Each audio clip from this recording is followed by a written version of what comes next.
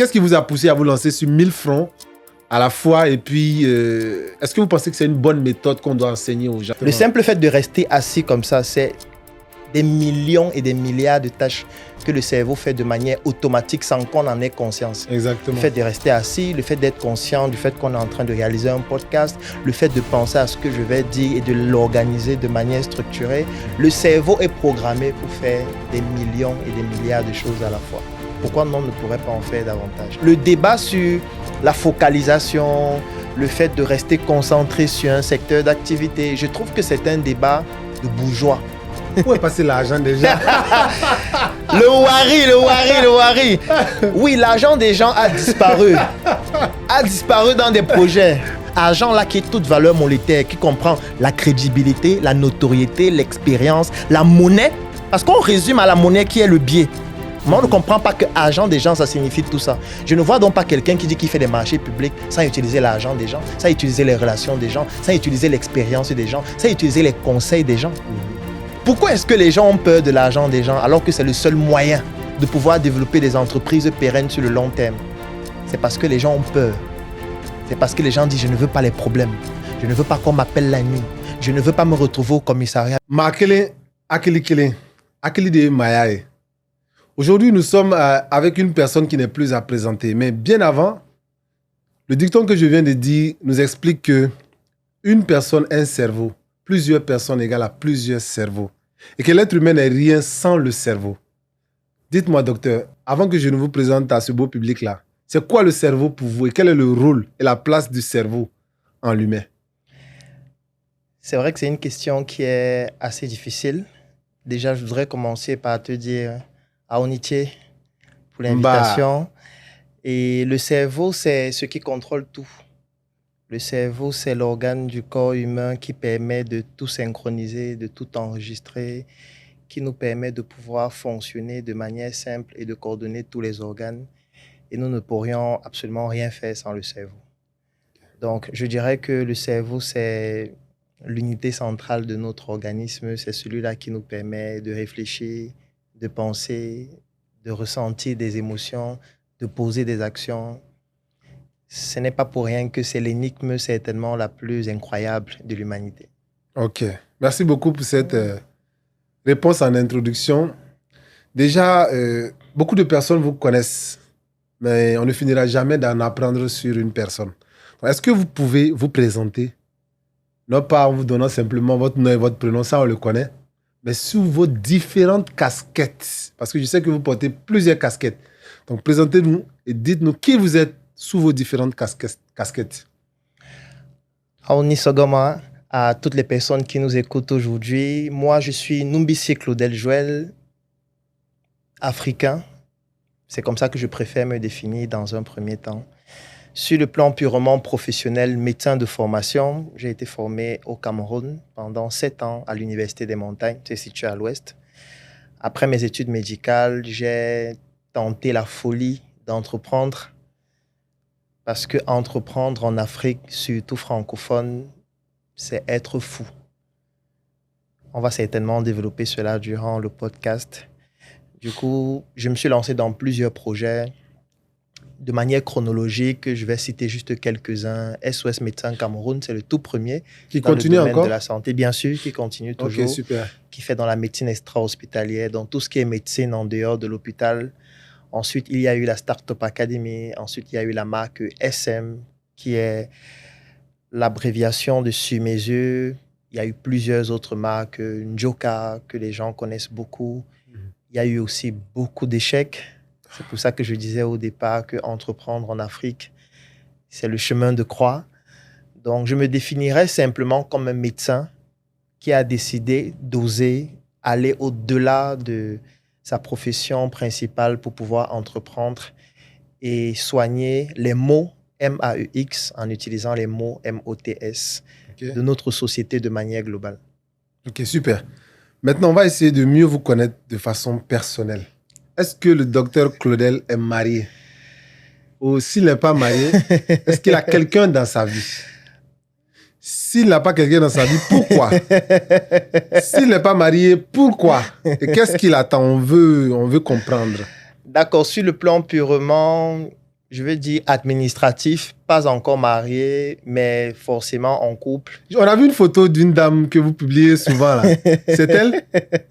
Non, je ne dirais pas que c'est elle, parce que là, nous sommes sur les réseaux sociaux. Oui. Et malheureusement ou heureusement, ça dépend de l'angle de vue dans lequel on se situe. Mais est-ce qu'elle est souvent... On la connaît? Est-ce qu'on la connaît?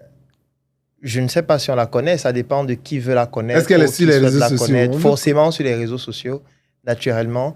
Mais ce que je dirais, c'est le fait que nous sommes dans un environnement où quand tu communiques sur les réseaux sociaux, oui. Si ce que tu fais ne stimule pas les émotions, ça n'intéresse pas grand nombre. Ça, c'est vrai. Et j'ai remarqué aussi que les histoires d'amour intéressent beaucoup les gens. Oui, mais est-ce que madame ne sera pas jalouse de te voir à chaque fois t'exhiber avec une autre Je pense qu'elle pour connaît... du marketing? Est-ce qu'elle ne va pas se dire que réellement tu en tires? Non, pas du tout. C'est mon métier et elle le sait. Et elle comprend? Naturellement. Sinon, on n'a rien à foutre ensemble. Ah, ouais, ok, on espère. Oui, parce que en fait, lorsque tu es entrepreneur dans notre environnement, il y a un certain type de compromis que tu dois faire. Okay. Et si la personne qui partage ta vie ne comprend pas ça, c'est que vous n'êtes pas amenés à être ensemble. Ce sera Maintenant, pourquoi est-ce que vous ne voulez pas que les gens découvrent, les gens comprennent, connaissent cette relation-là sur les réseaux sociaux? Pourquoi vous ne vous affichez pas avec elle? Je ne vois aucun intérêt par rapport au contexte dans lequel nous sommes. Okay. Déjà, quelqu'un comme moi est très exposé. Okay. Quelqu'un comme moi est très radical. Okay. Qui dit très radical dit forcément que tu as beaucoup d'ennemis. Oui. Et quand tu as beaucoup d'ennemis, ce que tes ennemis recherchent, c'est tout ce qui est sensible. Exactement. Et la personne qui partage ta vie est l'une des choses sensibles que tu as et que tes ennemis vont essayer. Là, je suis totalement d'accord. Tous leurs moyens d'attaquer. Donc, je n'ai pas envie de leur faciliter la tâche, c'est tout. Belle réponse, je suis d'accord. Est-ce que Claudel, le docteur, a un enfant? Plusieurs. Non, il s'agit. Je sais ce que vous voulez dire. Je vois la philosophie venir. Non, pas de philosophie, de manière biologique, plusieurs. Ah, ok. Vous en avez de combien? manière biologique, 3. Ah, c'est très bien. Le plus âgé, à quel âge? 9 ans. 9 ans. Et le plus petit? Le plus petit, une année, pratiquement. Une année. Vous voulez aller jusqu'à combien dans les estimations? Une équipe de football? Je n'ai pas forcément envie de fixer cela de manière numéraire. Oui. Mais voilà, peut-être maximum 5. Et c'est une question... Beaucoup de gens ont la réponse que je vais poser. Est-ce que vous... Je ne vais pas dire est-ce que vous croyez en Dieu, mais est-ce que vous avez une religion? J'estime que tout le monde a une religion. Okay. Si la religion, c'est avoir un système de pensée, avoir une croyance en quelque chose ou en une divinité, et tous les jours poser des actions dans le cadre de cette divinité ou ces divinités ou ces mécanismes de pensée, la réponse est oui, j'ai une religion. Elle s'appelle comment? C'est la religion africaine. Tout simplement. Ok, super. C'est la religion de nos ancêtres, c'est la religion que nos ancêtres nous ont léguée au travers de nos gènes, au travers de nos traditions, au travers de notre culture que j'applique aujourd'hui. C'est ma religion. Ok, on comprend votre vision des choses. Docteur Claudel, à quel âge? 35 ans. 35 ans, révolu. Oui. Révolu, oui. Super. Et à quel âge est-ce que vous êtes lancé dans le monde de l'entrepreneuriat? Il y a 10 ans exactement. C'est-à-dire quand j'ai terminé mes études de médecine, 24 ans, début 25 ans, oui. Maintenant, on va rentrer un peu plus en profondeur. Découvrez nos pôles de formation pour le cycle licence. ISPRIC vous propose une diversité de choix pour un avenir prometteur. Notre pôle gestion est riche et varié. Finance et comptabilité, gestion des ressources humaines, marketing et techniques de commercialisation, gestion des entreprises, analyse quantitative et politique économique. Notre pôle droit couvre les spécialités les plus demandées sur le marché de l'emploi. Droit privé, droit public, sciences politiques, relations internationales et diplomatie. Enfin, maîtrisez les outils de communication moderne avec ISPRIC. Nous vous préparons à communiquer dans un monde de plus en plus numérisé et dynamique avec nos 2 filières. Communication commerciale et communication journalière.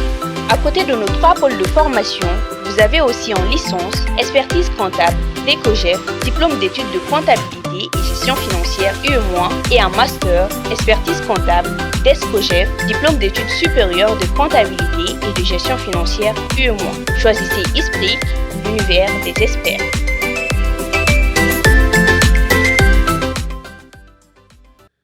En entrepreneuriat, il y a une chose qu'on apprend beaucoup aux jeunes. Et moi-même, j'enseigne ça souvent aux jeunes, de ne pas se lancer sur plusieurs fronts à la fois, de ne pas se disperser en croyant qu'ils sont en train de se diversifier. Mais aujourd'hui, on constate que l'une des personnes, pour moi, les plus dispersées au monde, c'est le docteur Claudel. Maintenant, qu'est-ce qu'il pense de cette notion-là de dispersion, de diversification? Est-ce que le docteur a voulu se diversifier en se dispersant, ou bien est-ce que c'était son objectif dès le début de démarrer sur tous les fronts? Parce que quand on regarde l'architecture de Startup Academy, il y a tellement de branches que on se demande si le docteur même connaît toutes ces entreprises. Donc, qu'est-ce qui vous a poussé à vous lancer sur 1000 fronts à la fois? Et puis, est-ce que vous pensez que c'est une bonne méthode qu'on doit enseigner aux gens? Est-ce que c'est une bonne pratique? Alors, le début de ce podcast a commencé par une question Oui. qui était d'abord en bambara. Le cerveau et ensuite qui est tombé sur le cerveau. Moi, j'ai envie de poser la question à la personne qui est en train de nous regarder actuellement. Est-ce que vous êtes conscient du nombre d'activités, de tâches que votre cerveau est en train de faire sans que vous n'en ayez conscience? C'est incalculable. C'est tellement incalculable que le cerveau a compris que si tu es conscient de cela, tu ne peux pas vivre. C'est ça qu'il y a une partie de tâches que ton cerveau fait de manière inconsciente. Exactement. Le simple fait de rester assis comme ça, c'est des millions et des milliards de tâches que le cerveau fait de manière automatique sans qu'on en ait conscience. Exactement. Le fait de rester assis, le fait d'être conscient du fait qu'on est en train de réaliser un podcast, le fait de penser à ce que je vais dire et de l'organiser de manière structurée. Le cerveau est programmé pour faire des millions et des milliards de choses à la fois. Pourquoi on ne pourrait pas en faire davantage? Si je veux revenir maintenant à la question spécifiquement, moi j'ai un cerveau particulier, c'est le fait que voilà, je n'aime pas m'ennuyer. Okay. Je n'aime pas faire la même chose pendant trop de temps. J'aime explorer, j'aime découvrir de nouvelles choses. Du coup, j'ai toujours eu cette envie de découvrir, d'essayer. Exactement. Je ne suis pas le style de personne qui va se dire « Ok, je veux vendre un objet comme celui-ci pendant 20 ans. » Je vais très vite m'ennuyer. Okay. Donc, j'aurai envie de tester autre chose. Donc, ça, c'est déjà une spécificité propre à moi. Okay. Donc, je déteste m'ennuyer. Orienté projet et non opération. Même pas seulement projet, c'est même dans ma vie. Ça veut dire que je fais difficilement la même chose plusieurs fois. Okay. J'aime essayer de nouvelles choses. Ça, c'est la première chose. Je ne suis pas en train de dire que c'est la meilleure chose à faire. Je suis en train de parler de moi. Exactement. Peut-être quelqu'un d'autre serait plus focus sur une activité, une tâche et serait beaucoup plus performant. Moi, j'aime avoir le sentiment de découvrir de nombreuses choses. Je vois. Deuxième chose, quand je regarde l'histoire de nos entrepreneurs en Afrique qui ont, entre guillemets, réussi, je mets entre guillemets parce qu'on va développer certainement durant le podcast, je ne connais personne parmi eux qui a directement, sur le coup, au début, trouvé ce qui fonctionnait. Exactement. Je connais personne. Oui. Donc, la plupart de ceux que je connais qui ont atteint un certain niveau te racontent toujours qu'ils ont eu à faire 5, 10, 15, 20 activités avant de trouver une qui avait l'impression de fonctionner, avant qu'ils se sont concentrés dessus. Et parfois, même en se concentrant dessus, ils continuaient toujours de faire les autres pour pouvoir ne pas mourir un jour. Parce que quand tu pratiques une seule activité et la COVID arrive et touche principalement ton activité, c'est terminé. Donc, pour dire qu'aujourd'hui, est-ce que quelqu'un peut se lancer en entrepreneuriat et savoir que le domaine dans lequel il est en train de se lancer, c'est ce domaine qui va fonctionner pendant 10 ans, 15 ans, 20 ans, 30 ans?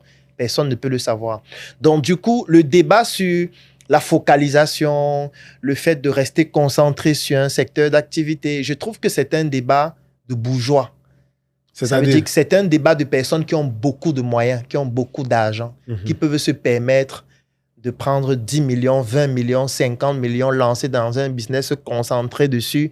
Et de toutes les manières, même si ça ne fonctionne pas, ils trouveront encore facilement 10 millions, 15 millions, 20 millions pour lancer un autre business.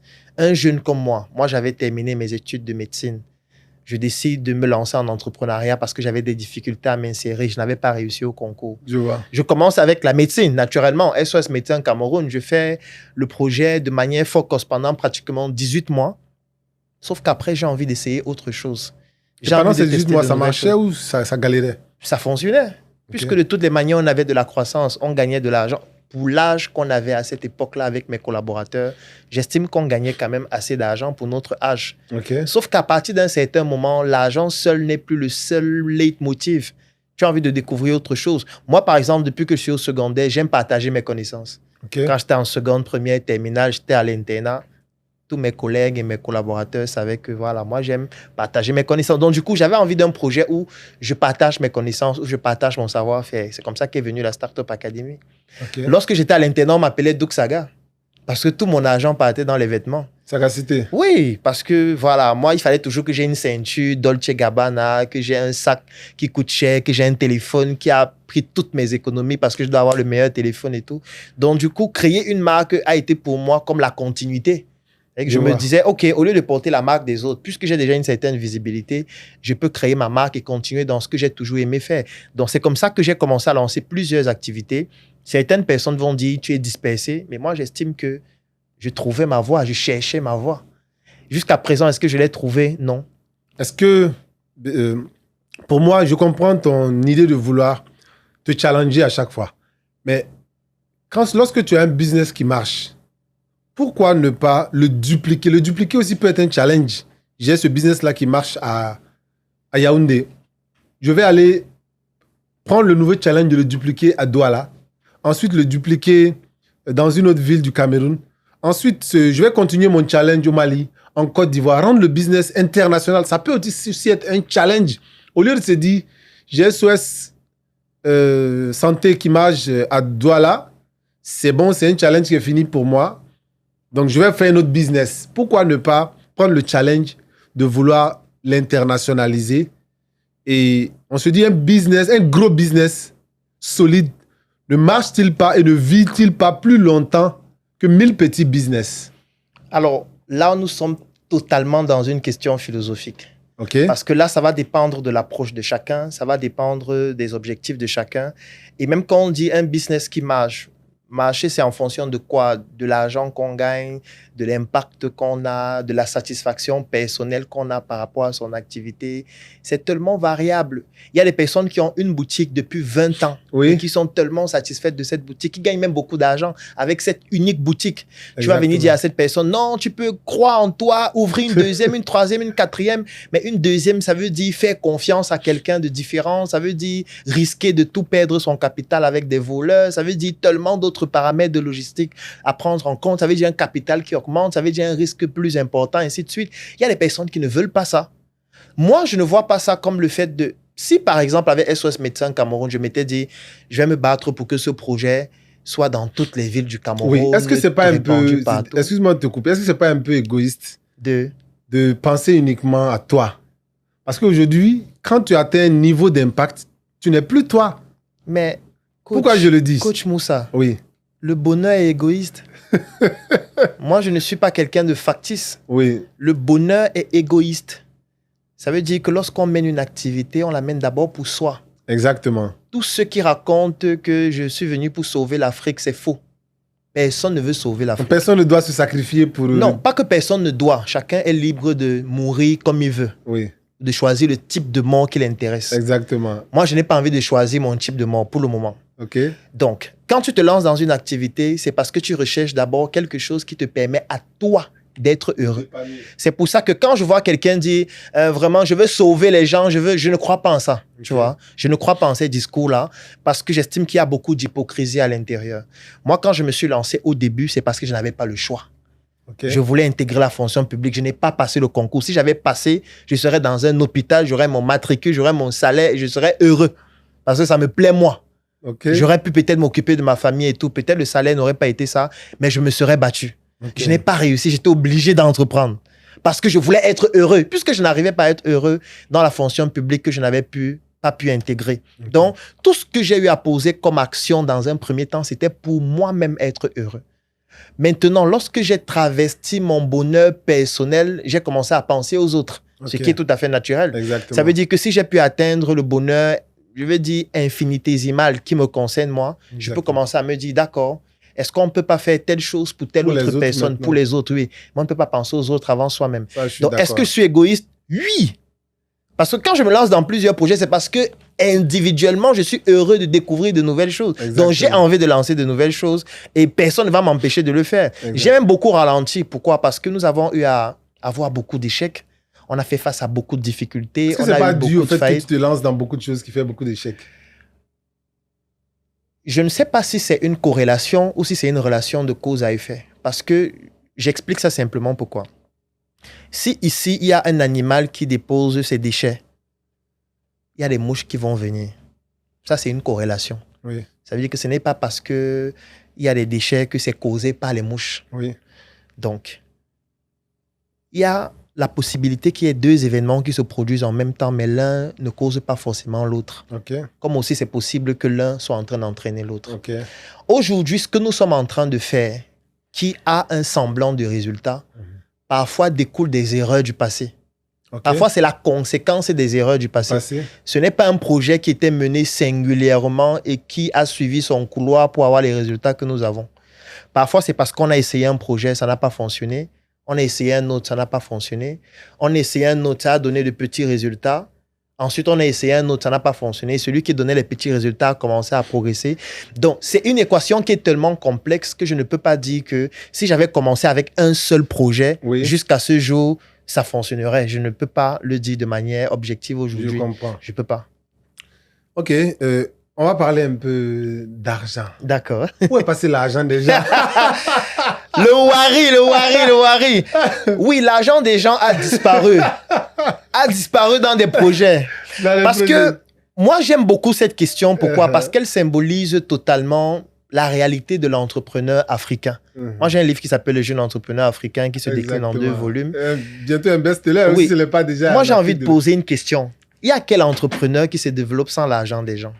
Est-ce qu'on peut me donner un nom d'un entrepreneur qui s'est développé, qui a fait grandir son activité, qu'importe la proportion? Moi, je connais des entrepreneurs qui se sont développés. Qu'est-ce qu'ils font comme activité? Dans les prestations. Quel type de prestations? Je connais, par exemple, il y a un entrepreneur ici au Mali qui a créé Sira Mali, qui est dans le BTP, mais il fait ce qu'on appelle un peu le suivi. Il gagne des marchés. Ah oui. Qui lui donne les marchés? L'État, les entreprises privées. Donc, l'argent des gens, non? Tu vois. L'argent des gens. L'argent des clients. Et les clients, là, c'est de l'argent qui lui permet d'avoir de la croissance. OK. Donc, c'est les clients que tu appelles l'argent des gens. L'argent, c'est quoi? Voilà. Ici, on parle de... Il y a l'argent avant et il y a l'argent après. Qu'importe le niveau où l'argent intervient, c'est l'argent qui te permet de progresser. Oui. Parce que les gens font comme si l'entrepreneur évolue dans un vase clos, où il est tout seul, il a sa petite épargne, il se bat avec son épargne pour pouvoir progresser. Moi, je dis que c'est faux, ça n'existe pas. Si on prend cet entrepreneur, pour gagner un marché, nous sommes en Afrique, on sait comment on gagne les marchés. Oui. Tu ne peux pas dire que tu gagnes un marché juste parce que tu es le plus compétent, juste parce que tu as les meilleurs appareils, juste parce que tu as la meilleure expérience. C'est faux. Il faut des relations. Personne ne peut dire que les relations, là, c'est une dette morale, parfois financière, dans l'argent des gens. Parce que argent signifie valeur monétaire. Ça signifie toute valeur monétaire. Exactement. Une relation, c'est de l'argent. Parce qu'on peut la transformer en monnaie. Parce que les gens confondent la monnaie et l'argent. Oui. Tu vois, un billet, c'est le wari, c'est la monnaie. Ça permet d'acheter de l'eau. Mais l'argent, c'est autre chose, c'est plus grand. Je connais Coach Moussa au Mali. Si je veux venir installer la Startup Academy au Mali, j'ai besoin d'un partenaire au Mali. J'appelle Coach Moussa, je dis vraiment, j'étais dans ton école, c'était magnifique. J'ai vu les installations, j'ai vu l'impact que tu as déjà au Mali. Vraiment, je veux qu'on puisse s'associer pour que je mette en place la Startup Academy au Mali. Coach Moussa dit, mon frère, on est ensemble. Moi, je partage ce projet. Et je suis en train de le dire en direct devant toi. Pour que ça te contraigne à accepter, puisque c'est filmé. Alors, ce qui se passe, c'est quoi? C'est que si Moussa accepte, Moussa vient de me donner son argent. Qui est sa crédibilité? Son temps. Qui est son local? Qui est son temps? Qui est sa visibilité? Exactement. Ce n'est pas parce qu'il ne m'a pas donné 10 millions en cash que je ne suis pas en train d'utiliser son argent. Parce que ce qu'il m'a donné, c'est de l'argent. Si je ne travaillais pas avec lui, je serais obligé de me déplacer pour venir au Mali, d'ouvrir un local, de me bâtir moi-même ma crédibilité, d'apprendre le bambara, comme je me bats depuis le début de cette émission, pour pouvoir moi-même bâtir ce que Moussa a déjà. Donc, si Moussa accepte de me donner ça, ça veut dire qu'il m'a donné son argent. Argent là qui est toute valeur monétaire, qui comprend la crédibilité, la notoriété, l'expérience, la monnaie. Parce qu'on résume à la monnaie qui est le biais. Moi, on ne comprend pas que argent des gens, ça signifie tout ça. Je ne vois donc pas quelqu'un qui dit qu'il fait des marchés publics sans utiliser l'argent des gens, sans utiliser les relations des gens, sans utiliser l'expérience des gens, sans utiliser les conseils des gens. Qu'est-ce qu'il va donc me dire? Qu'il a bâti tout seul, c'est faux. Maintenant, en ce qui concerne l'argent des gens, pourquoi ne pas passer par une structure spécialisée telle que les banques, les microcrédits, et puis aller prendre directement l'argent des gens? Mais Moussa, je ne sais pas si tu es Canadien. Je me dis c'est plus... Est-ce que c'est pas plus facile de diriger... Est-ce que tu es Canadien? Canadien. Du Canada? Est-ce que tu es né au Canada? Non, je ne suis pas né au Canada. Tu es né aussi au Mali? Oui. En Côte d'Ivoire et puis... En Côte d'Ivoire. Oui. Et un jeune de 24 ans, il va prendre l'argent à la banque il a quelle garantie? Et, bon, c'est une question. L'idée, c'est de savoir pourquoi tu n'as pas essayé de réunir, c'est-à-dire les conditions, attendre. Le terrain, qui va me donner un terrain à 24 ans? Mais ceux qui ont pris des financements, là, comment ils ont fait? Je ne sais pas, moi, il parle de moi. Mais il faut aller chercher à savoir. Je ne veux pas creuser la vie des gens alors que la mienne n'est même pas déjà comprise. Mais tu ne veux pas creuser la vie des gens, mais tu veux l'argent des gens. Mais l'argent des gens est accessible lorsque tu as des techniques de persuasion qui te permettent de leur faire comprendre que tu as un projet intéressant. Est-ce que ce n'est pas dangereux? Qu'est-ce qui n'est pas dangereux en entrepreneuriat? Même ce podcast est dangereux. Je suis un groupe qui est en train de tourner là. À tout moment, il peut exploser. On meurt tous ici. Oui, est-ce que ce n'est pas dangereux? Déjà. Tu as déjà eu des problèmes avec les gens? C'est mon quotidien, c'est ma vie. Et la pression de ça, est-ce que ça t'empêche pas? Moi, je dis toujours que quand tu as de grandes ambitions, tu vas faire face aux grandes batailles. Il ne faut pas penser qu'on peut avoir de grandes ambitions et les batailles sont petites. Quand tu veux gagner gros, tu mises gros. Quand tu veux pêcher un gros poisson, tu dois avoir un grand bateau avec de gros dispositifs. On ne prend pas une petite canne, on lance, on veut avoir le requin ou la baleine. Donc, ce que je vis est à la hauteur de mes ambitions. Donc, je ne prends pas ça comme un challenge. C'est pour ça que je dis qu'on ne pleure pas. Une manière spirituelle de dire que tu dois accepter le prix à payer de tes ambitions. Donc, si quelqu'un dit non, parce qu'on revient encore à la peur. Pourquoi est-ce que les gens ont peur de l'argent des gens alors que c'est le seul moyen de pouvoir développer des entreprises pérennes sur le long terme? C'est parce que les gens ont peur. C'est parce que les gens disent « je ne veux pas les problèmes. Je ne veux pas qu'on m'appelle la nuit. Je ne veux pas me retrouver au commissariat. » Mais le commissariat, ce n'est pas pour les animaux. Il faut bien qu'il y ait des gens au commissariat. Sinon, les policiers ne vont rien manger. Les gendarmes vont travailler comment s'il n'y a pas de dossier à gérer? Moi, j'ai des amis qui sont gendarmes. Parfois, je l'appelle à 18h, il dit que la journée était comment? Il dit que non, il n'y a rien aujourd'hui, mon frère. Il dit comment? Il dit qu'il n'y a pas de dossier. Il n'y a pas eu de dossier aujourd'hui. Oui. Le dossier là, c'est quoi? C'est quelqu'un qui vient porter plainte, c'est quelqu'un qu'il faut mettre en cellule, ainsi de suite. Tant qu'il n'y a pas ça, lui ne travaille pas. Imaginez-vous s'il n'y a plus de bandits, s'il n'y a plus rien. C'est qu'on n'a plus besoin d'armée parce qu'il n'y a plus de menaces. La menace fait partie de la vie. Et fuir la menace, c'est juste se mentir à soi-même. Parce que même ta femme à la maison, c'est une menace. Si j'ai bien compris, Claudel aime vivre dangereusement. Ce n'est pas que j'aime vivre. J'ai compris que le danger fait partie de la vie et je fais avec le danger. Ce n'est pas que j'aime vivre. Si j'avais un moyen de ne plus vivre dans le danger, je devais choisir ce moyen. Mais sauf que c'est une chimère, ça n'existe pas. Le danger fait partie de notre vie. Même le fait d'être assis dans ton véhicule climatisé derrière, avec le chauffeur devant. Le niveau de danger aussi fonction du niveau d'objectif que tu vas atteindre. Oui. Si aujourd'hui, Moussa veut être, par exemple, celui qui va collaborer avec les multinationales, veut être la personne de référence au Mali, comme tu l'es même déjà. Mais attends, tu penses qu'il n'y a pas des gens qui t'en veulent? Tu penses qu'il n'y a pas des gens ici au Mali qui se disent que pourquoi Moussa et pas moi? Tu n'as jamais pensé à ça? Tu te dis que ça plaît à tout le monde, qu'on voit un jeune qui est en train d'exploser comme il est en train d'exploser là, alors qu'il y a des personnes plus âgées, parfois plus expérimentées, qui n'ont pas pu avoir le même aura que toi. Exactement. En fait, ton nom est chez les marabouts, coach Moussa. Il y a des gens actuellement qui sont avec ta photo chez les marabouts. N'est-ce pas? Bien sûr, je te confirme si tu ne savais pas. Et si tu ne prends pas cette menace en compte, tu vas seulement vivre les conséquences. Parce que penser que ta croissance ne gêne pas les autres, c'est être naïf. C'est vrai. Même si tu as une toute petite boutique, tu as un bon service client, tu vends de bons produits, tu t'occupes bien de tous ceux qui achètent tes produits, tu gênes ceux qui ne font pas bien comme toi. Parce que les gens vont plus venir chez toi parce qu'ils estiment que tu sais mieux, parce que tu es plus professionnel. Donc, tu es en train de vouloir montrer que les autres font moins bien ou mal. Ces autres ne vont pas t'aimer. C'est déjà une menace. Donc, quand les gens disent qu'ils fuient la menace, je propose peut-être qu'ils n'entreprennent pas. Parce que tu ne peux pas vouloir entreprendre, avoir de la croissance. Est-ce que ça ne contredit pas le fait que tu dis quelqu'un peut être dans sa boutique et il est à l'aise avec ce qu'il gagne? Être à l'aise ne veut pas dire qu'il n'y a pas de danger. Non, je veux dire qu'il n'a pas envie d'aller au-delà de ça. Oui, c'est parce qu'il connaît le danger qu'il y a au-delà. C'est pour ça qu'il fuit. Il fuit le danger. Pourquoi? Parce que s'il ouvre une deuxième boutique, il sera obligé de faire confiance à quelqu'un d'autre, puisqu'il ne peut pas être dans deux boutiques en même temps. Faire confiance à quelqu'un d'autre, c'est un danger. Parce que tu peux venir un matin, il a tout vendu, il a fermé la boutique. Du coup, ayant peur de ça, il préfère dans une boutique où il est là lui-même. Quand il n'est pas là, il ferme la boutique. Parce que lui, il estime que c'est le niveau de risque que lui peut gérer. En fait, c'est un peureux. C'est un peu heureux parce qu'aux États-Unis, quand quelqu'un développe un projet, il veut que ce soit répandu dans 180 pays. Je vois. Tu vois? Mais chez nous, on a peur de ce risque-là. C'est pour ça qu'on va toujours rester des mendiants, des pauvres. Je vois. Est-ce que toi, tu conseillerais à un jeune, parce que malheureusement, on a vu des jeunes qui ont essayé de grandir avec l'argent des gens. Peut-être qu'ils n'étaient pas matures ou mûrs ou n'avaient pas l'épaule ou les connaissances qu'il fallait. Et puis ça s'est mal passé. Aujourd'hui, il y en a qui ont quitté le pays, disparu. Moi-même. Oui. Quitté le pays. Il y a certains qui sont morts. Toi, tu n'as pas quitté le pays. Voilà. Et toi, tu as toujours été là. Tu as toujours affronté. Mais il y en a qui ont essayé. Personnellement, tu es le seul que je connaisse jusqu'à présent qui tient bon avec l'argent des gens. Moi, personnellement, je n'en connais pas. Je sais que tu peux avoir la pression de la banque, mais là, c'est une structure. La banque va toujours trouver un moyen, ainsi de suite. Mais tu te retrouves avec des centaines, voire des milliers de personnes à gérer.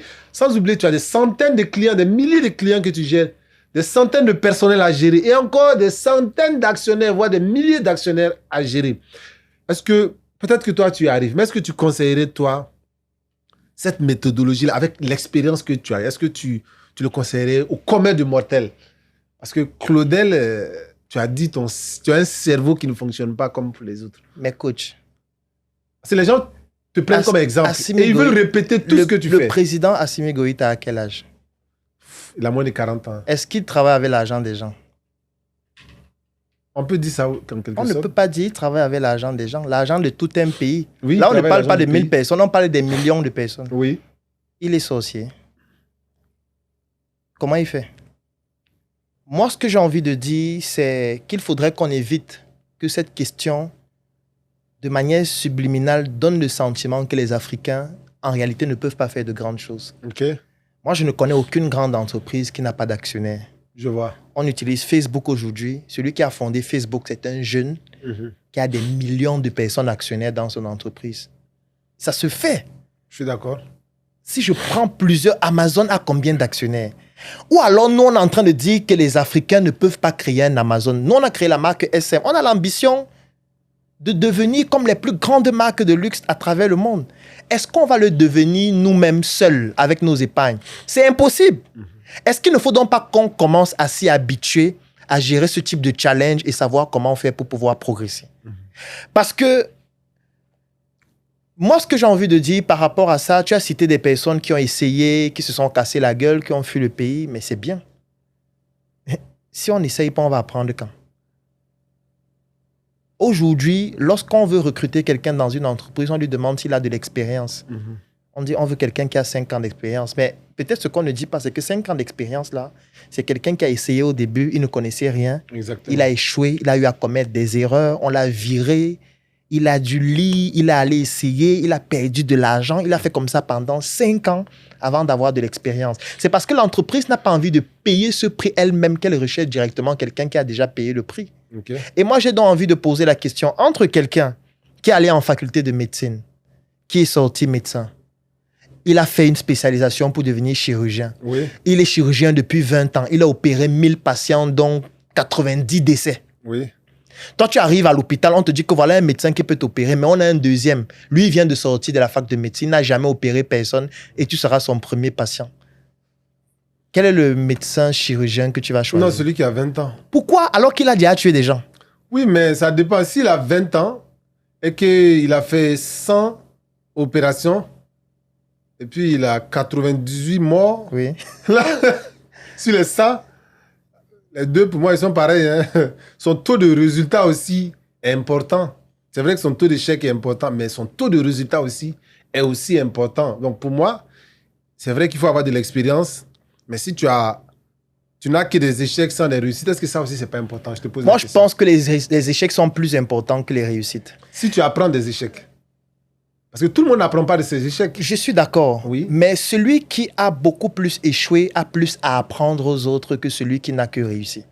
On apprend plus des échecs que de la réussite. Moi, je ne suis pas totalement d'accord. On va faire un exemple. Ok, allons-y. Ok. J'ai 10 portes. Oui. Dans les 10 portes, il y a 5 portes qui nous mènent à la réussite. Il y a 5 portes qui mènent à l'échec. Quelqu'un qui sait les 5 portes de la réussite. Il sait que ces 5 portes-là mènent à la réussite, mais il n'a aucune idée si les autres 5 portes-là, où est-ce que ça mène. Et l'autre côté aussi, lui, c'est les 5 portes qui mènent à l'échec, mais il n'a aucune idée de l'autre qui vient. Si toi, Claudel, on te dit, va, il y a 5 portes qui te mènent soit à l'échec, 5 portes qui te mènent vers la réussite. Il y a une personne parmi eux qui connaît les 5 portes qui te mènent vers la réussite et une autre qui connaît les 5 portes qui te mènent vers l'échec. Va les voir et prends des conseils avec eux. Je me dis que moi, je ne sais pas toi, mais moi, j'irai voir celui qui sait où me mène vers la réussite. Parce que avec l'échec, je saurais où ne pas aller, mais ça ne veut pas dire que je saurais où aller.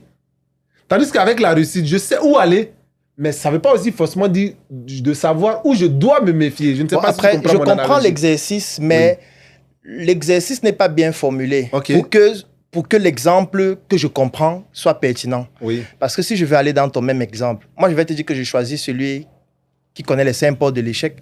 Parce que je vais lui demander, la première porte de l'échec que je connais, c'est laquelle? Il me dit celle-ci, je sais qu'elle n'entre pas. Dès qu'il va me montrer les 5 portes de l'échec, je sais que la prochaine, c'est la réussite, puisqu'il n'y a que 5 portes d'échec.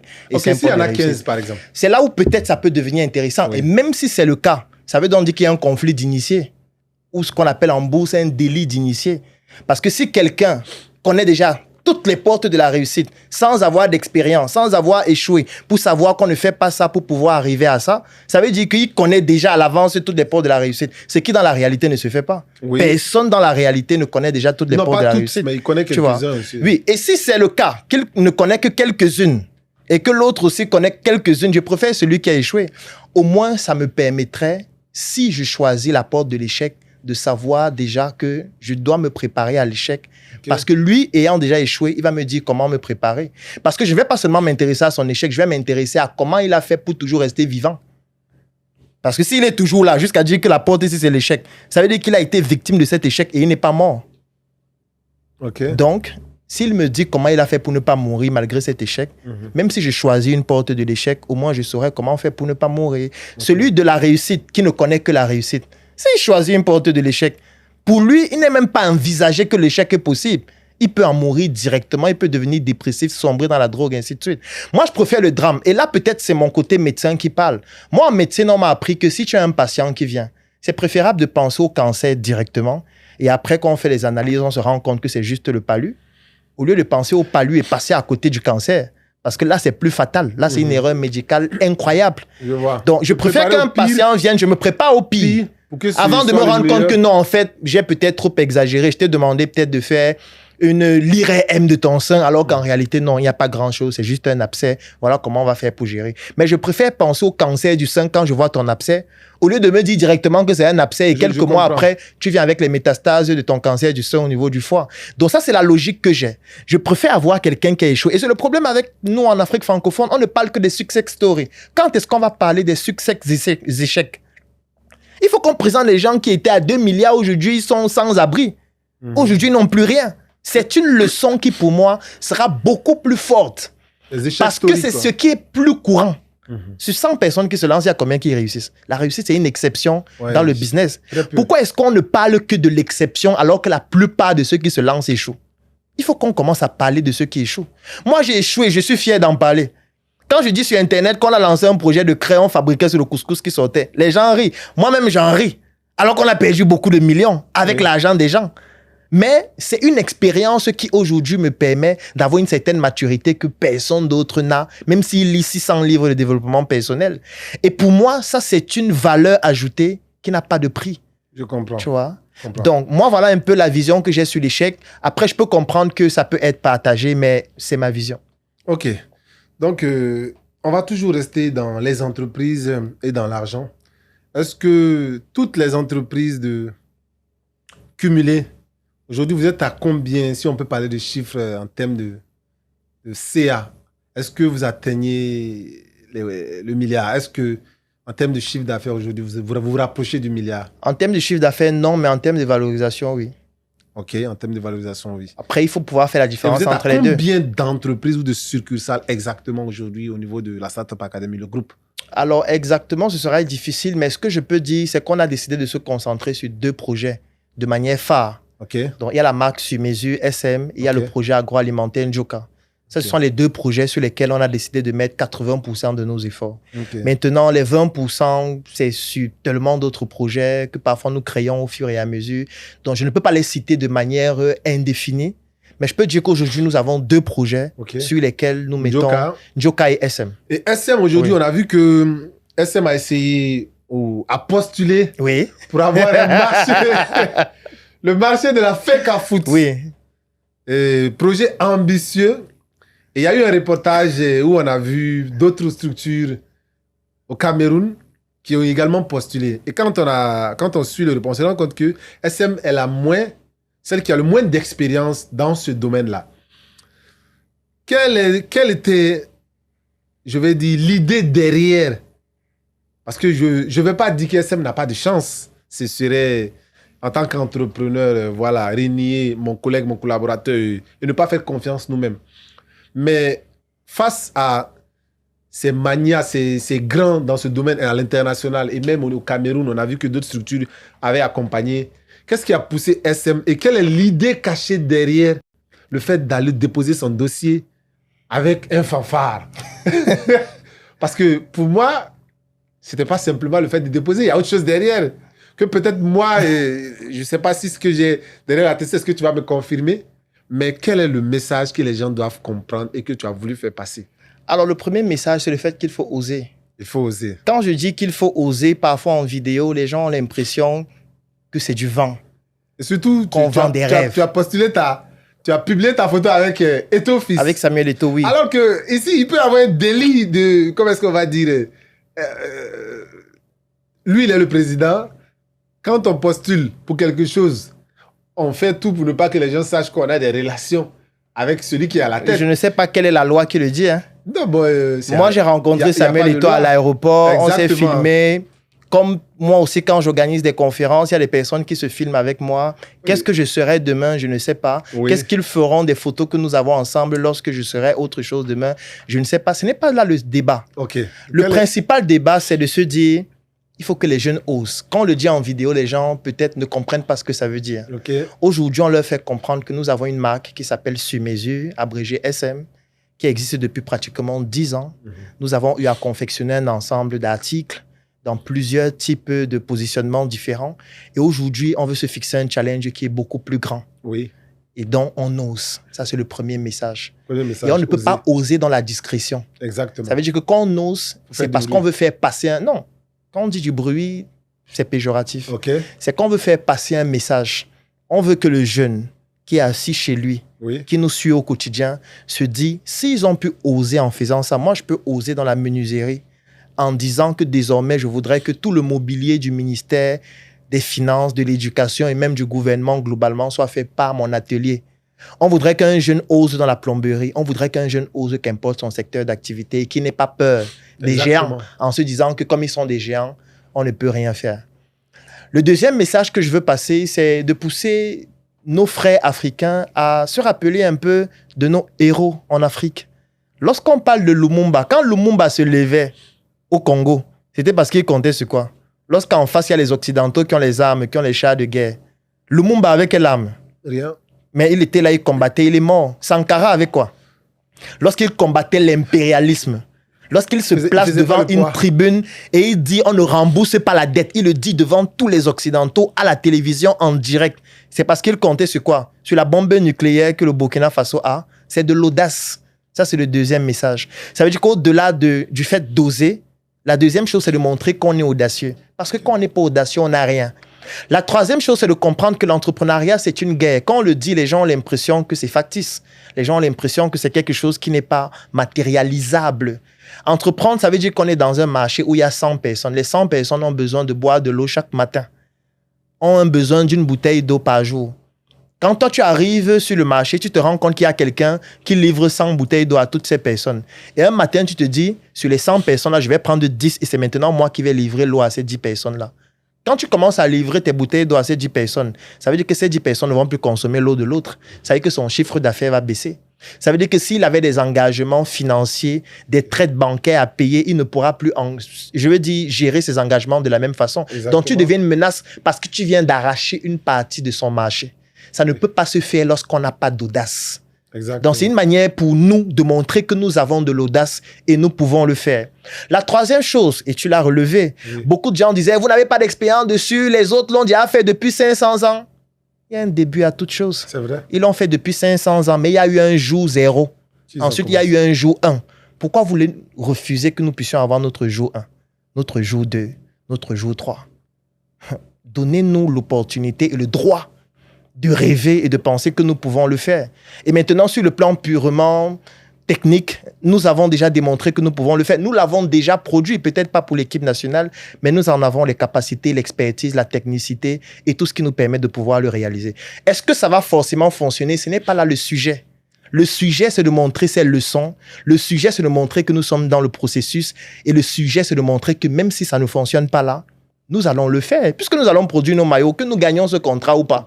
Parce que rien ne nous empêche de le faire. Exactement. Peut-être qu'on ne va pas utiliser les emblèmes originales ou alors qui correspondent à la fédération, mais nous aurons nos maillots. Rien ne m'empêche de faire un maillot avec... D'ailleurs, aujourd'hui, je suis habillé en SM avec les couleurs du Mali. Rien ne m'empêche de le faire. Exactement. Je peux le vendre à des Maliens, cette tenue. Et pourquoi pas, je ne sais pas, c'est une idée, pourquoi ne pas sponsoriser un petit club pour commencer? Alors ça, c'est une question qui est venue plusieurs fois et ça témoigne de parfois l'inculture entrepreneuriale de ceux qui posent la question. Moi, j'ai envie de poser une question qui est simple. Lorsqu'on regarde en Afrique, la plupart des clubs locaux sont des clubs ethniques.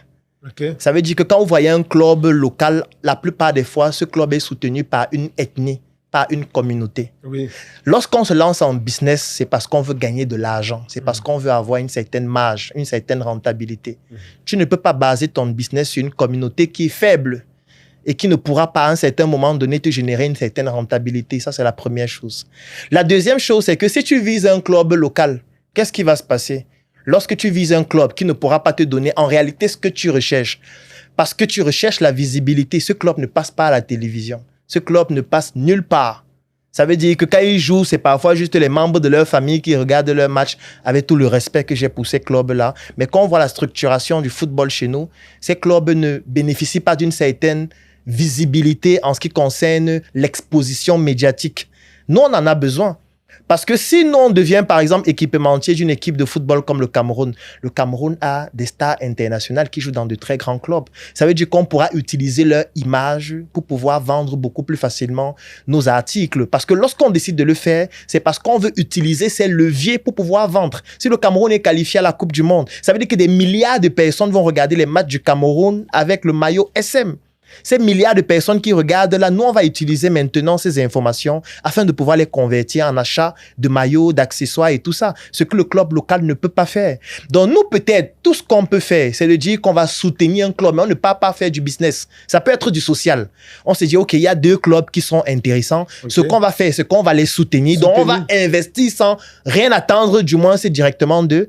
Alors que nous, quand on vise la sélection nationale, on y va pour faire du business, pour gagner de l'argent. On apporte une contribution à la fédération qui est financière, qui est humaine, qui est numéraire, qui est matérielle et tout ça. Et en retour, on a des moyens de rentabilité, de capitalisation. C'est pour ça qu'on le fait. Donc, les autres, peut-être on pourrait y travailler, mais nous, on fait du business. OK. Maintenant, revenons à ce pourquoi tu es ici au Mali. Devenir un as de la vente. C'est un programme, si je peux le dire ainsi, que tu as initié avec ton équipe. Vous faites le tour de l'Afrique, à commencer par l'Afrique de l'Ouest. Vous avez déjà fait quel pays? On a fait le Burkina Faso, on a fait le Togo, on a fait la Côte d'Ivoire, on a fait le Bénin aussi. Aujourd'hui, nous sommes au Mali. Et ensuite, vous irez? Ensuite, on a beaucoup d'autres pays. On a par exemple le Gabon, on a le Tchad, même où on va y aller certainement dans quelques jours. On a le Congo, il y a vraiment beaucoup de pays. On a envie de faire tous les pays d'Afrique francophone dans un premier temps et ensuite s'étendre dans les autres. Avant même de poser la question de ce qui nous attend ici au Mali, est-ce que ces conférences-là sont rentables financièrement parlant? La réponse est oui. Okay. La réponse est oui. Déjà, la première chose, c'est que ces conférences se financent d'elles-mêmes. Okay. Ça veut dire que lorsqu'on décide d'organiser une conférence comme celle-là, je veux dire, l'organisation totalement vient principalement à 99% de la vente des tickets. Okay. Et que si je suis ici aujourd'hui avec toutes les équipes qui m'accompagnent, c'est grâce aux ventes de tickets exclusivement. Okay. Maintenant, qu'est-ce que vous avez prévu? Qu'est-ce que vous prévoyez dans ce programme-là? Et pourquoi est-ce que les gens doivent venir suivre un programme tel que devenir un as de la vente? Déjà, ils doivent suivre ce programme parce qu'ils ont en face d'eux des personnes qui ont beaucoup échoué. Je ne sais pas qui a mieux à apprendre que quelqu'un qui a échoué autant de fois comme moi. Ok. J'ai tellement échoué. Qu'est-ce que... Ce serait pas mieux de dire devenir un as de l'échec? Ça fait partie des modules de la formation aussi. Ok. Ça veut dire quoi? Ça veut dire que j'ai essayé de vendre des choses, je n'ai pas réussi. J'ai essayé de vendre beaucoup de choses différentes et je sais un peu ce qui peut fonctionner, ce qui ne fonctionne pas. J'ai essayé de faire des choses folles et des choses beaucoup plus simples jusqu'à vendre les chips. J'ai essayé tellement de choses, nous avons essayé tellement de choses. Donc, on a beaucoup à partager sur ce qui fonctionne et sur ce qui ne fonctionne pas. Et un autre avantage que nous avons, c'est le fait que tout ce que nous avons essayé, c'est dans le contexte strictement africain. Ça veut dire qu'on est né en Afrique, on a grandi en Afrique, on a fréquenté en Afrique, on a entrepris en Afrique. On a fait le tour de plusieurs pays africains, surtout d'Afrique subsaharienne. Donc, ce qui fait en sorte que on n'a pas la prétention de tout connaître, mais on a essayé beaucoup de choses qui nous permettent de pouvoir partager ces expériences avec d'autres entrepreneurs, plus jeunes ou plus âgés, en fonction de ceux qui veulent venir apprendre. Maintenant, au-delà de ça, c'est du networking aussi. Exactement. Parce que lorsqu'on fait une conférence comme celle-là, on rencontre d'autres entrepreneurs, on rencontre d'autres personnes qui veulent peut-être travailler avec nous ou alors avec qui nous pouvons travailler. Et du coup, ça ouvre des opportunités. Par exemple, je vous ai parlé de nos 2 marques. Nous, ici au Mali, on souhaiterait distribuer nos produits Njoka, par exemple. Peut-être dans la grande distribution. On voudrait avoir des partenaires ici avec qui nous allons travailler pour pouvoir avoir du tissu local parce que notre marque, elle est africaine. Donc, on utilise des matières premières locales afin de pouvoir développer nos différentes collections. Donc, on recherche des tisserands qui, par exemple, peuvent nous fournir des tissus pour faire des collections par rapport au Mali, pour raconter l'histoire culturelle du Mali et distribuer ces produits directement ici au Mali et même dans d'autres pays.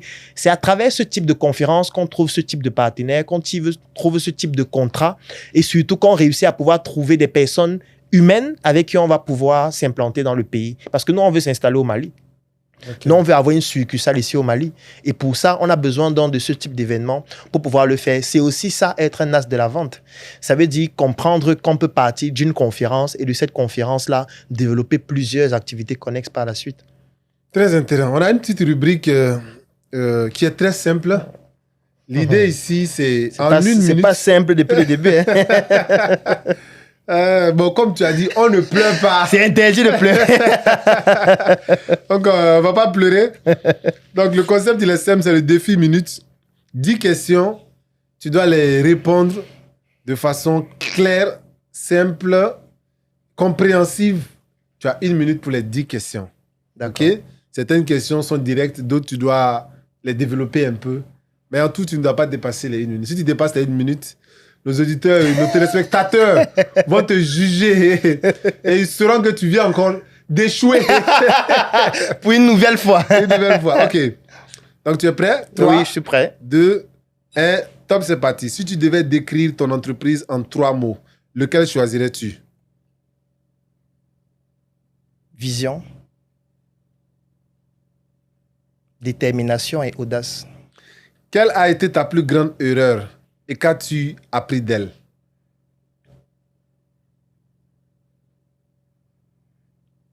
C'est difficile parce que j'estime que toutes mes erreurs m'ont permis d'être ce que je suis aujourd'hui. Donc, la seule chose que j'ai appris, c'est qu'il ne faut jamais abandonner et être résilient. Si tu pouvais créer une start-up dans un autre domaine que le tien, lequel choisirais-tu?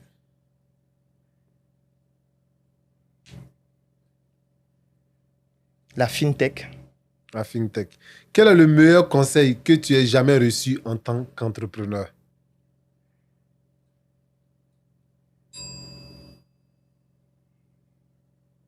N'abandonne jamais.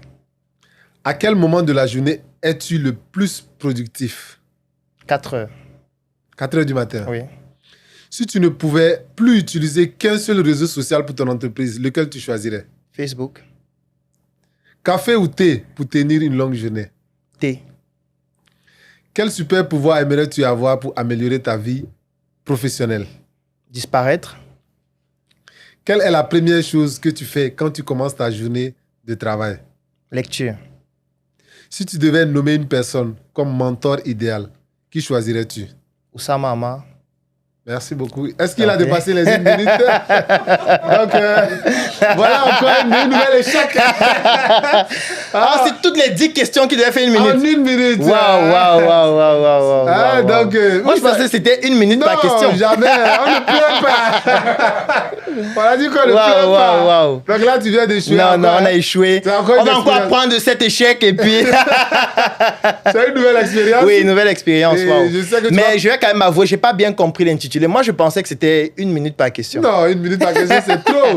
Et c'est ce genre d'erreur que les gens font dans le milieu. Et ils finissent par pleurer. Wow. Ils pensaient qu'ils avaient le temps. Non, avec qu'ils n'ont pas le temps. Donc 10 questions, on a dit 10 questions pour 1 minute. Wow. OK? Donc c'est encore un échec, malheureusement. La prochaine fois, on va s'améliorer.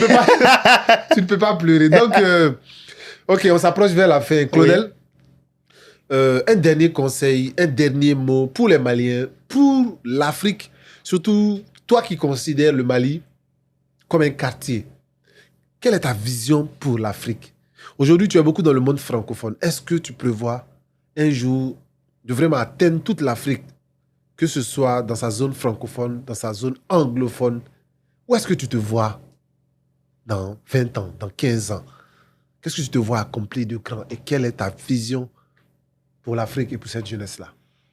Alors déjà, ce qu'il faudrait dire, c'est le fait que ma vision ou mon ambition, c'est de faire partie de ceux qui ont contribué à développer l'Afrique de manière simple et surtout de permettre aux jeunes Africains, parce que je m'identifie aux jeunes Africains beaucoup plus facilement, de pouvoir être un peu plus autonomes. Je préfère insister sur un peu plus parce que j'estime qu'on ne peut pas totalement être autonome. D'ailleurs, personne ne l'est. Donc, je voudrais inscrire mon nom comme l'un des bâtisseurs en Afrique qui a contribué à son niveau en fonction des dispositions qu'il avait, en fonction des moyens dont il disposait pour pouvoir permettre à l'Afrique de se développer. Bien sûr, comme je dis toujours, tu ne peux pas contribuer au développement de l'Afrique si tu ne contribues pas déjà à te développer toi-même. Exactement. C'est pour ça que chaque jour, je contribue à me développer en étudiant, en lisant, en travaillant avec d'autres personnes, en apprenant comment faire pour bâtir des communautés, faire grandir des communautés et contribuer au développement de l'Afrique à travers nos petites activités que nous avons l'ambition de voir grandir. Exactement. Sur le long terme, forcément, je me vois jouer un rôle important à l'échelle africaine. Moi, je me concentre beaucoup plus sur l'Afrique francophone pour plusieurs raisons. Déjà parce que nous sommes plus en retard que les autres. Et j'estime que dans une salle de classe, il faut beaucoup plus soutenir ceux qui ont le plus de difficultés. Quand on arrive dans une salle de classe, ce n'est pas le premier de la classe chez qui on va faire des cours de répétition. Okay. On estime que lui, il a déjà compris un certain nombre de choses. On va juste lui donner des objectifs. Il va se battre. Par contre, il y a d'autres qui manquent de tout, qui parfois ont besoin d'un peu plus de soutien. Exactement. Et actuellement, en Afrique, c'est ce que représentent les pays d'Afrique francophone. Donc, pour le moment, je me concentre sur ces pays. Et surtout, j'estime qu'avec ce que nous sommes en train de faire actuellement, les réseaux sociaux nous aident particulièrement parce que ça permet de diffuser l'information de manière beaucoup plus importante dans une échelle de temps plus courte en dépensant très peu de ressources. Donc, c'est très efficient comme solution. Et certes, on a toutes les difficultés en face de nous parce que parfois, il y a des personnes qui ne comprennent pas l'approche. Parfois, il y a des personnes qui trouvent que nous sommes un peu trop prétentieuses ou un peu trop audacieuses. Pourtant, je trouve qu'on n'a même pas encore commencé à être audacieux. Je vois. Parce que les autres qui sont en Afrique anglophone ou alors qui sont en Occident font des choses beaucoup plus spectaculaires et je trouve qu'on est encore un retard qui est abyssal. Exactement. Donc, ce que nous sommes en train de faire actuellement, c'est dans ce sens et c'est dans ce cadre que nous sommes au Mali. Pour moi, le Mali représente beaucoup, déjà sur le plan culturel, parce que le Mali a un patrimoine culturel qui est particulièrement important. Exactement. Et pour moi, c'est important de découvrir ça. La deuxième chose, c'est le fait que le Mali, quand même, regorge de celui qui est reconnu historiquement comme étant le plus riche de l'histoire de l'humanité. Je pense que ça ne vient pas de nulle part. La troisième chose, c'est le fait qu'actuellement, avec tout ce qui est bouleversement sur le plan diplomatique, sur le plan politique, sur le plan même de la stratégie ou de la géopolitique de manière globale, le Mali est en train de jouer un rôle phare en Afrique. Et ça participe toujours à ce qu'on disait tout à l'heure lorsque je parlais de l'audace, lorsque je parle d'oser, pardon, parce que ce que les dirigeants maliens sont en train de faire actuellement, c'est une audace extrême. Exactement. Je ne sais pas s'il y a un autre mot pour pouvoir le qualifier, parce que quand je dis audace, en réalité, les concernant, c'est déjà un euphémisme. C'est pareil au Burkina, c'est pareil au Niger. Donc, Moi, ça m'inspire. Ok. Peut-être pas avec le même parcours parce que je ne fais peut-être pas de la politique partisane, je ne pratique pas de la géopolitique au quotidien, mais ça m'inspire de voir des devanciers poser des actes aussi forts au point où certains qualifieraient même cela de suicidaire. Mais moi, j'ai toujours envie de me poser la question, c'est ce que nos ancêtres ont toujours fait. Nos ancêtres n'ont pas fait moins que ça. Certains ont fait plus que ça. Peut-être aujourd'hui, on a plus de moyens. Même avant, ils n'avaient pas tout ça, mais ils le faisaient, ils osaient. Parce qu'à un moment donné, la liberté, elle s'arrache. L'autonomie s'arrache. On ne va rien nous donner. Rien ne sera donné. C'est vrai. Donc, moi, voilà ce qui m'inspire au Mali. Donc, aujourd'hui, nous sommes là déjà pour un point d'entrée qui est une conférence, mais on veut aller beaucoup plus loin que ça. Parce que nous, on souhaite s'installer ici, nous, on souhaite contribuer économiquement au Mali, progressivement avec des partenaires que nous allons pouvoir tisser ici. On souhaite contribuer de notre manière au développement de ce quartier de l'Afrique qui est le Mali, avec toute l'expertise, toute la compétence que nous avons en fonction des sollicitations que nous allons avoir. Et c'est un plaisir d'être là parce que c'est un pays frère. Et pour nous, contribuer au développement du Mali, c'est contribuer au développement de l'Afrique qui est notre pays. Super.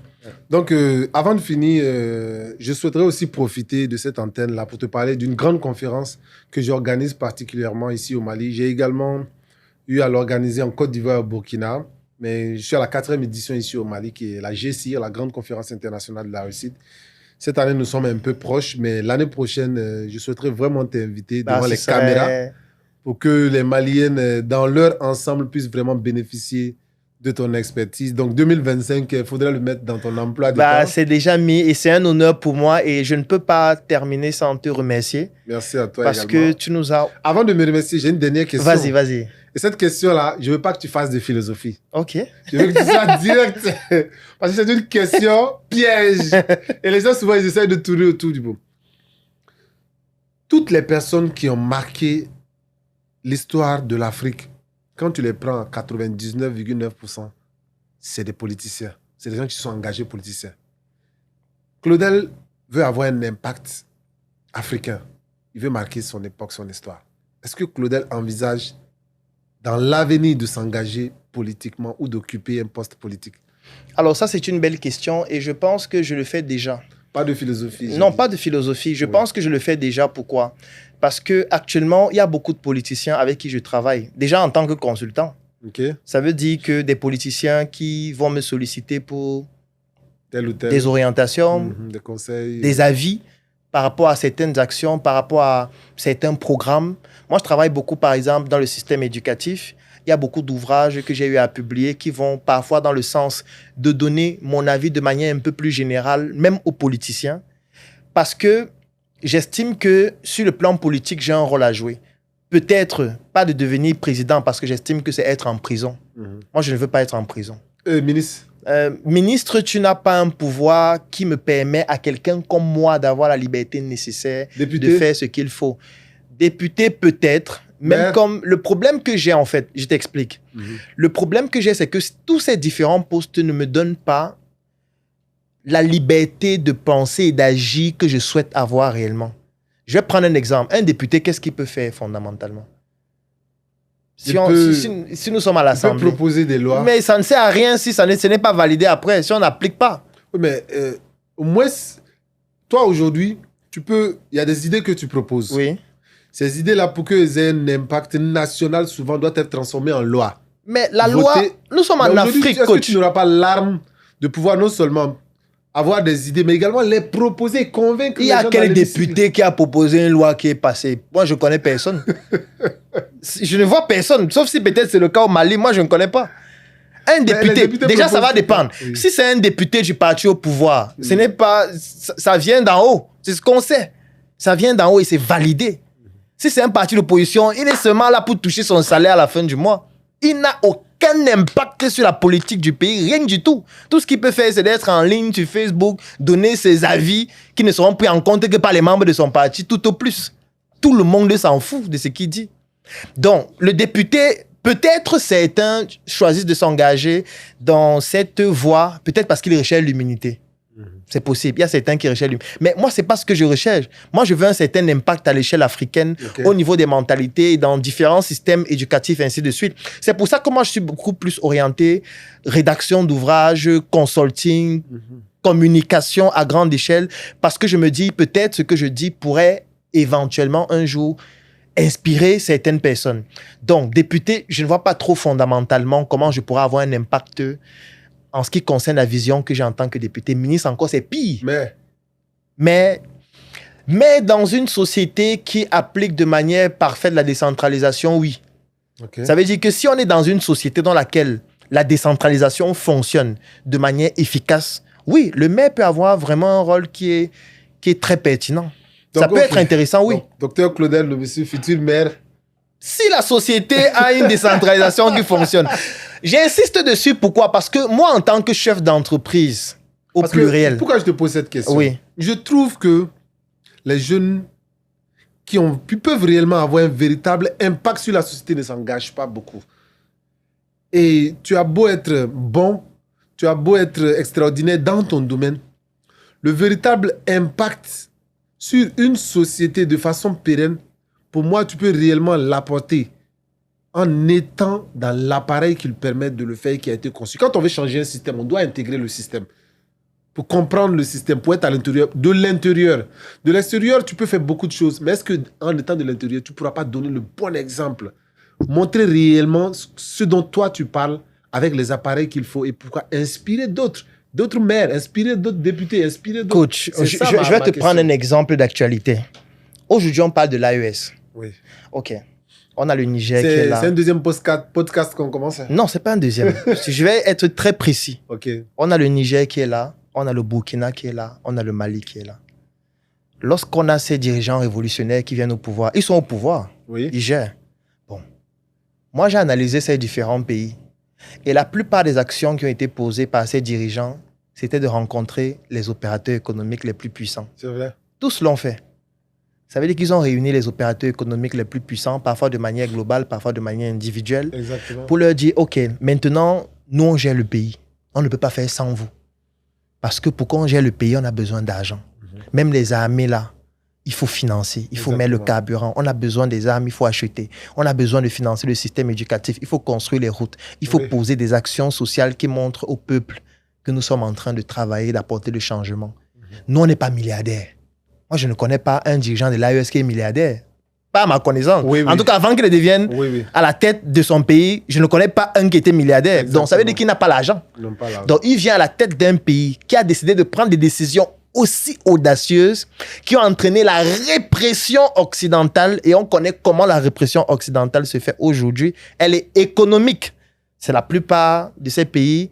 Du moins, la plupart de ces pays ont eu des coupes en termes d'aide, ont eu des coupes en termes de subventions d'un certain nombre de choses. Donc, on est en train de vouloir les asphyxier économiquement. Vous pensez qu'ils se retournent vers qui? Ils se retournent vers leurs opérateurs économiques. Exactement. Les opérateurs économiques dont, à ce moment donné, jouent un rôle crucial. C'est vrai.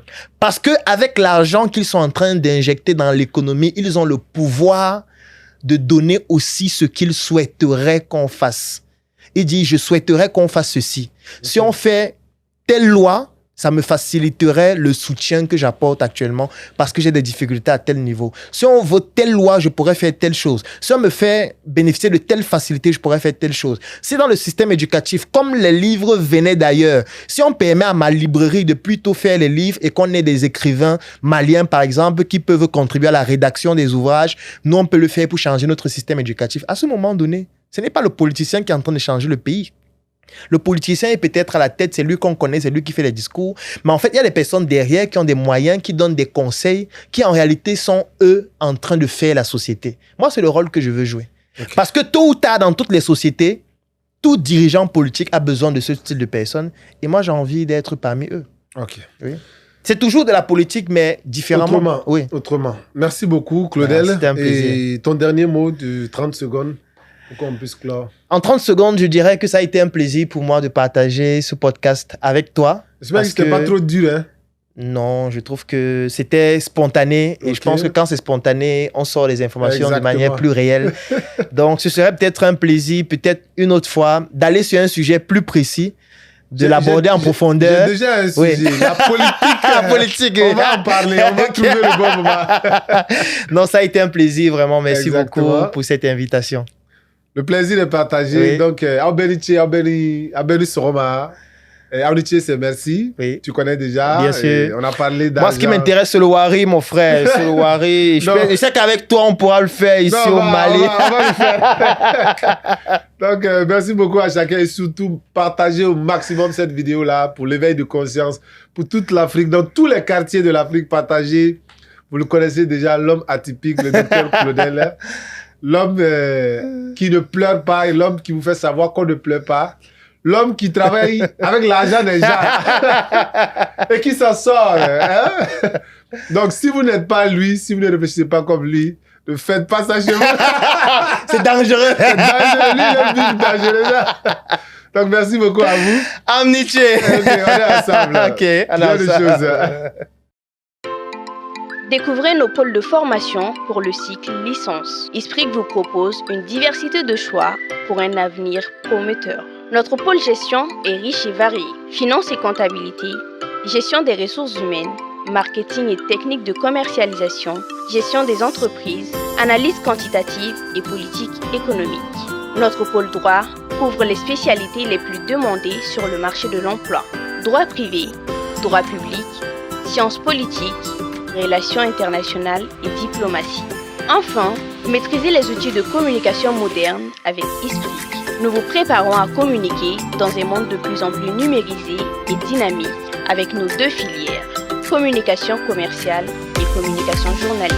À côté de nos 3 pôles de formation, vous avez aussi en licence expertise comptable, DECOGEF, diplôme d'études de comptabilité et gestion financière UEMOA et un master expertise comptable, DESCOGEF, diplôme d'études supérieures de comptabilité et de gestion financière UEMOA. Choisissez ISPRIC, l'univers des experts.